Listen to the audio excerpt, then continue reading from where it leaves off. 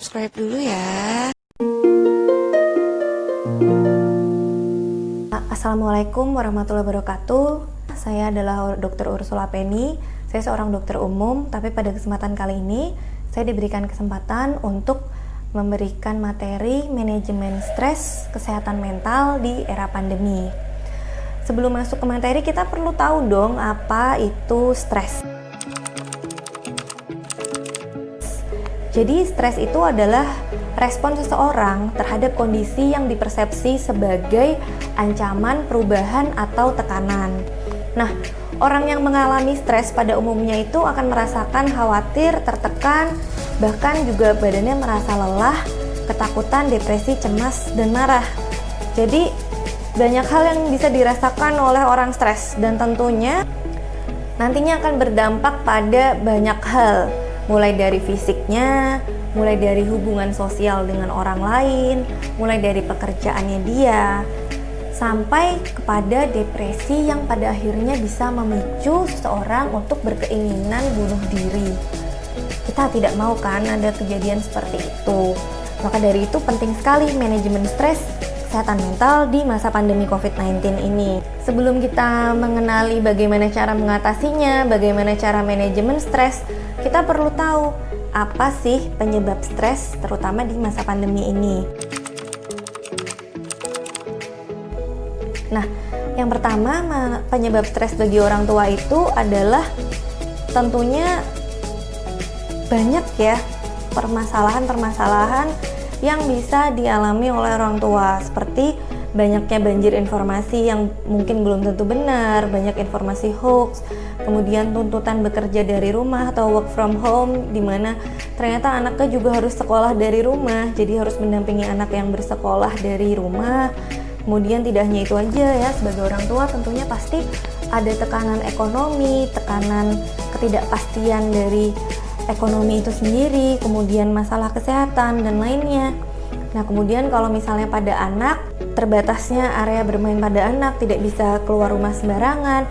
Kemudian anak juga pastinya akan merasa jenuh, bingung, frustasi harus apa di era pandemi ini karena memang tuntutan untuk belajar dari rumah. Kemudian anak juga harus tetap dijaga kesehatannya kan. Gimana cara menerapkan pola hidup bersih dan sehat, harus lebih sering cuci tangan, dimana anak itu mungkin suka pegang apa, main tanah.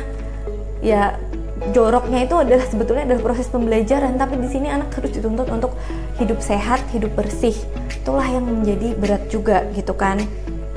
Penyebab lain stres di masa pandemi adanya perubahan yang banyak pada kehidupan. Misalnya yang tadinya kita bisa berlibur kemana-kemana harus di rumah saja. Kalau misalnya kita terpapar COVID-19, kita diharuskan isolasi mandiri, tidak boleh bertemu dengan keluarga, harus menggunakan masker, olahraga juga jadi terbatas, atau kecemasan berlebihan akan ketularan COVID-19 itu bisa memicu stres di masa pandemi ini. Apa sih dampak stres berkepanjangan? Tentunya berkaitan dengan masalah kesehatan. Stres sendiri itu akan merilis suatu hormon, yaitu disebut dengan hormon kortisol dan juga hormon adrenalin atau epinefrin, di mana hormon-hormon ini akan meningkatkan tekanan darah, mempersempit pembuluh darah, meningkatkan tekanan denyut jantung, asam lambung, sehingga tubuh tak jarang terasa lelah, gampang letih padahal tidurnya kayaknya udah banyak. Kemudian asam lambungnya naik sehingga terasa ulu hatinya sakit, dadanya terasa sesak, bahkan bisa aja terjadi serangan jantung.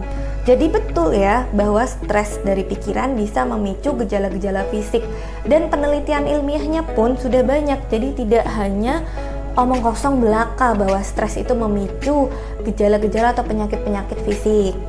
Nah, stres juga itu mempengaruhi imunitas tubuh. Jadi apalagi misalnya sudah ada keluhan pada susah tidur atau bahkan malah tidur terus-terusan. Nah, kalau misalnya keluhannya susah tidur, bagaimana tubuh mau meregenerasi sel-sel tubuh yang baru? Kemudian kalau keluhannya adalah asam lambung yang naik, nafsu makan turun, bagaimana kita mendapatkan nutrisi yang baik? Tambah stres tadi memicu hormon-hormon kortisol dan epinefrin yang tentunya imunitas atau kekebalan tubuh orang itu akan menjadi semakin lemah. Nah, imunitas yang buruk tentunya akan mempermudah seseorang untuk terkena COVID-19. Kemudian masalah yang selanjutnya dari dampak stres ini adalah masalah kejiwaan. Nah, tidak baik ya untuk orang itu stres berkepanjangan. Stres sendiri itu dapat memicu depresi. Nah, orang depresi itu pada akhirnya akan putus asa, menarik diri dari lingkungan, dan tidak ada keinginan untuk berbaur. Tugas-tugas pekerjaan pun akan semakin terbengkalai. Stres juga dapat memicu serangan cemas, di mana serangan kecemasan ini dapat berbentuk sesak napas padahal paru-parunya baik-baik saja. Kemudian tidak bisa tidur atau insomnia, yang pada akhirnya merugikan diri kita sendiri karena tentu manajemen waktu kita juga akan menjadi berantakan. Ciri-ciri depresi yang perlu kita kenali sebagai kelanjutan dari stres, ini perlu banget ya kita kenali. Sesuai dengan DSM-5, yang mana sebagai tindak lanjut dari stres akan adanya gejala depresi. Depresi ini kita perlu kenali ketika gejala-gejala yang nanti akan saya sebutkan berlangsung selama minimal 2 minggu. Tapi tidak baik juga apabila kita langsung menjudge seseorang ini depresi, karena justru akan berbahaya bagi orang tersebut. Nah, setidaknya kita udah tahu dulu nih apa aja sih ciri-ciri depresi. Yang pertama, tentunya kehilangan minat untuk beraktivitas. Dia menyendiri terus-terusan, tidak mau berbaur dengan orang lain, tidak mau mandi, tidak mau makan. 2, merasa sedih terus-terusan. Yang ketiga, penurunan berat badan yang drastis, loyo, lesu, tidak sehat. Yang keempat, gelisah tanpa penyebab yang jelas. Yang kelima, lelah tanpa aktivitas. Yang keenam, merasa tidak berharga. Yang ketujuh, sulit berkonsentrasi. Dan yang terakhir, memiliki keinginan bunuh diri yang berulang. Masalah stres ini juga dapat berujung dengan permasalahan hubungan sosial dengan orang lain, dengan pekerjaan. Tentunya, orang yang stres ini akan bermasalah dalam sosialisasi, cenderung mudah marah, tidak bisa mengambil keputusan yang baik, lebih sering menangis, pada akhirnya akan berujung pada permasalahan dengan orang lain yang tidak baik. Karena stres, tentunya dalam suatu keluarga akan kehilangan kehangatan atau connectedness, kedekatan, sehingga orang tua dan anak justru akan semakin jauh padahal satu rumah. Dan kedekatan dengan pasangan, dengan suami atau istri juga semakin jauh, sehingga kita mungkin sering ya dengar di masa pandemi ini angka perceraian semakin naik, kemudian angka anak yang depresi juga semakin naik. Di rumah sakit saya bekerja, ini saya jujur ya, data yang saya lihat karena saya membawa instalasi rawat jalan, justru poliklinik psikiatri dan poliklinik psikologi itu pasiennya meningkat. Kita bisa melihat bahwa ternyata pandemi COVID-19 ini memberikan dampak yang sangat besar terhadap kesehatan mental, yang tentunya apabila tidak ditangani dengan tepat waktu bisa merembet ke masalah fisik dan masalah sosial dengan orang lain. Dan yang terakhir itu, kalau stres berkepanjangan tentu akan ada masalah pada kreativitas. Kreativitas akan terhambat, apalagi di masa pandemi, pembelajaran dan pekerjaan dari rumah itu dituntut sekali kreativitas dari masing-masing personal. Nah, apa yang perlu dilakukan untuk manajemen stres?